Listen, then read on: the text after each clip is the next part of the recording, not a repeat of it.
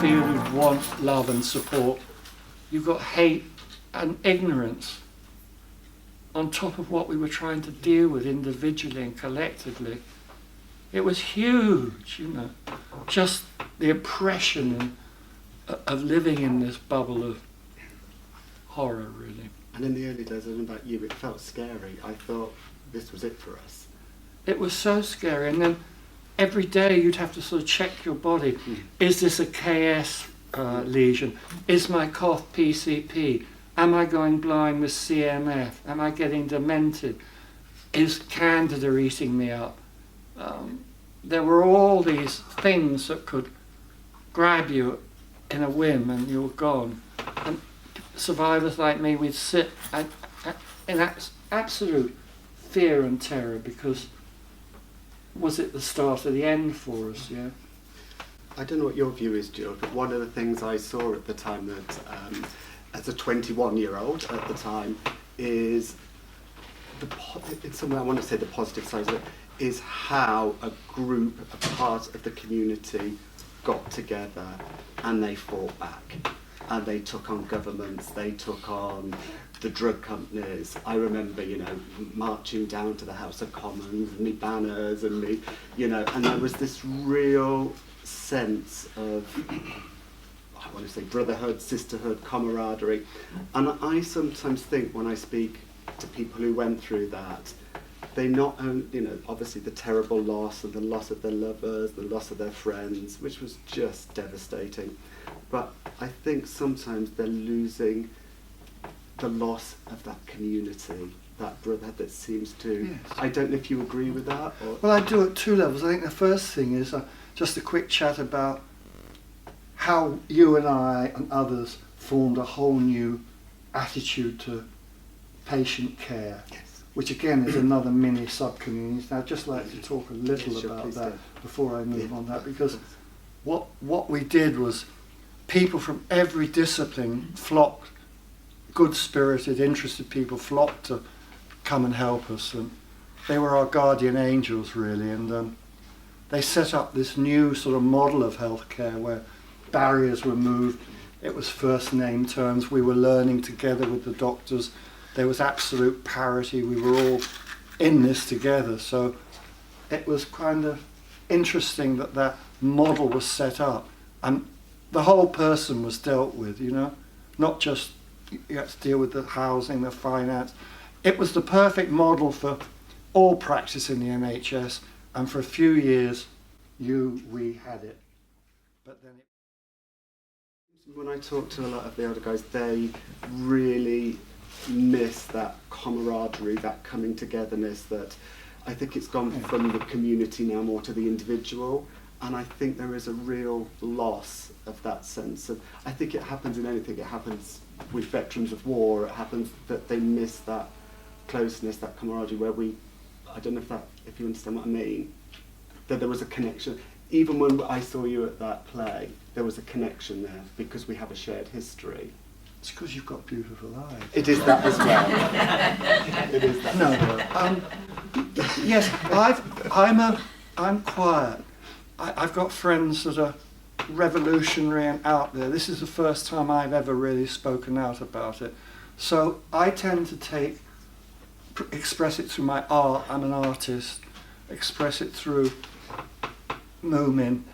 I tend to I'm not a great one for joining sort of committees and things like that. I've kind of sown my own path, really. So my community, if I'm really honest, I think is inside myself more, and with the people that maybe have gone. Is that kind of answer what you're saying? That's how you dealt with it. I take it in and I form my own little community with myself and my issues. And I pop up now and then, as you know, for a good photo shoot right now. I'm just wondering, you say your arts help you, your lovely dogs. It's one of how many dogs you've got? Okay, Moomin, come to Daddy, Moomin. Let's talk about it. Moomin time. Come on, up you come. So, here's the story of Moomin. Are you all sitting comfortable? Once upon a time, there was a very, very sad man who just lost his lover, was living under all the things that we've talked about. And I thought, I need company, I need something to care for. But I was very wary of going into a relationship with human because I could see other people who'd lost folk jumping into it, and it was a disaster. And I thought, oh God, I don't want to get into that because that might wake up a sleeping dragon, you know, the ups and downs of any relationship. So I thought, but I still want a relationship. So I decided that I'd get a dog for company. I've had dogs in my life always. When I was wandering around the farm, I had a little Cairn Terrier, so I was like Dorothy. I've always loved dogs. And Angela, who I've been so horrible about, was very good at breeding. She had a kennel of Basset hounds that she bred. So I was raised around dogs, and she kept 2 of these as pets in the house. So I grew up with them and knew what lovely little dogs they were. So I thought, I'll get a Griffon, because just to be technical, this is a Griffon Bruxellois pedigree, not a crossbreed, Kennel Club registered, has won first prize at Crufts and gives me a good licking every night. So I thought so I got this, I did some research and found this great big Griffon, you know, I called her Totty, because I was in love with a footballer called Totty at that time. And it was quite fun going down the street and saying, Totty, and people would think I was talking to them. I think, oh no dear, I'm talking to my dog. Yeah. Anyway, I got her and she was big and huge and lovely, and I fell in love with her and she was just what I wanted. But I thought she's a bit lonely, so I had her mated, but I had her mated, and I got a litter of Griffon puppies, and I kept one, her, and then home the others, so lots of people have.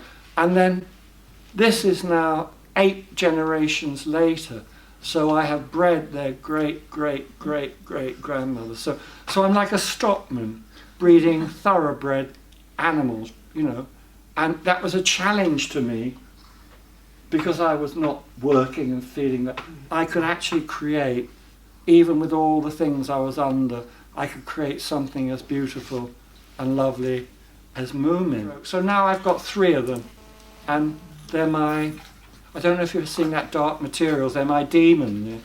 They're my, I believe in witchcraft too, they're my familiar. Anyway, so that was the dogs. And then the art, it was kind of the same kind of thing, to fill a need that I was worthwhile, that I could still do things, that just because I was living under all these pressures, I wasn't, you know, incapable of creating, of being of value. And for most of my life I've used my creativity to get me to travel around the world with my advertising, but it was, one of my friends said it was like creative prostitution. So now I felt I had a chance to create my own art out of what I was experiencing, and I was too poor to do painting and things like that.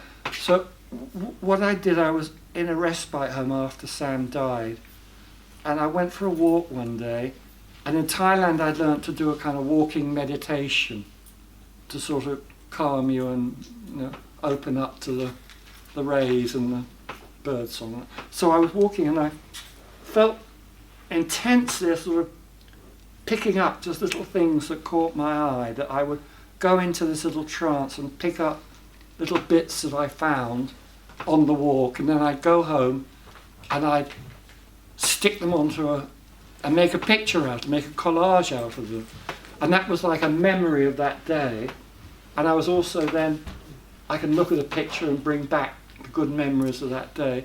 So my art started from that, just collaging, making things, and then the objects to me were like me, sort of forgotten. They seemed like they were thrown aside, and they had a resonance with me, and I wanted to bring them back and make beauty out of them rather than discard. So that's how and that was another thing that I decided, that to get through this I needed to have what I call absorptions. I needed things that were going to take me away from the sheer pain and horror of what we were going through. It was a world of wailing and death and loss and families and clinics and crematoria. It was sort of trapped and destined to be killed by this thing, and the horrible way people died, it was cruel, it attacked every organ except the heart, so people just shrank and shriveled one after the other, and I kept sort of thinking, oh, when's my turn coming? It's like a hand grenade waiting to go off, but look, it didn't. And you're here. And I'm here. And I'm very blessed. But I am here to speak also for those. The word survivor is difficult because it sort of suggests the losers, and hell, none of those were losers. They were some of the most brave people I've ever seen. Talented. How they... And I don't know about your experience, but in that time as well, I almost look back, and it seems weird saying this, but there was times where I really had great fun and laughed. I mean, sometimes the patients, I know it sounds weird to say that in those times, but humour seemed to be a great survival mechanism. I remember being on the ward with Lily Savage doing a show in Regina Farm with people in the wheelchairs, and you know what I mean. And of course, those guys that had been to San Francisco and New York and told me all about what was happening at those times, of course, they loved to shock me as a 21-year-old, so I would be really shocked by it. So, having gone through all of that, George, how do you feel now and the future? Gosh, that's sort of complicated. I'm 70 now, so I think my issues now are becoming about old age, about the frailty of getting to 70 and the problems that come with old age. Yeah? So I think that has become quite an issue for me. The other issue is I'm poor, because I couldn't work for 30 years while I was fighting the cancers, so I have no pension. I'm living really on the poverty line. And my third kind of point is that I'm frightened if I go home tonight and I take a fall, my dogs will be taken away from me. I'll be shuffled off to some stinky old people's home where I can't be who I want to be because I'll be a gay man and an HIV man, so I'll be vulnerable to all that. So I'm quite fearful these days of what's to become of me, really. And I'm trying with Leigh to sort of galvanise the gay community or any LGBT or any supportive community to try and initiate a project where we as a community to give back to people like me some shared accommodation, a bit like the old London Lighthouse used to be, where we can have people like myself who are destitute basically can be put into a nice shared safe accommodation where we can be looked after and respected and given a dignity. A little bit like a Chelsea old age pensioners home, but we all wear pink tutus, you know.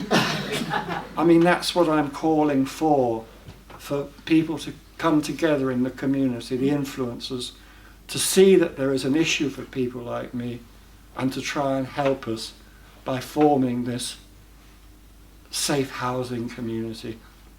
And that I think is the passion I want, because I feel I've earned it. Without me there'd be no PrEP. It didn't grow on trees, it grew out of the ashes of people. I have given and battled hard for my own life and for my community's life and for improving information. And I feel I don't want to be let down and forgotten. And I think that's the other thing. We must not forget me, us, and the group of people who struggled through this incredibly horrendous time. So, yeah.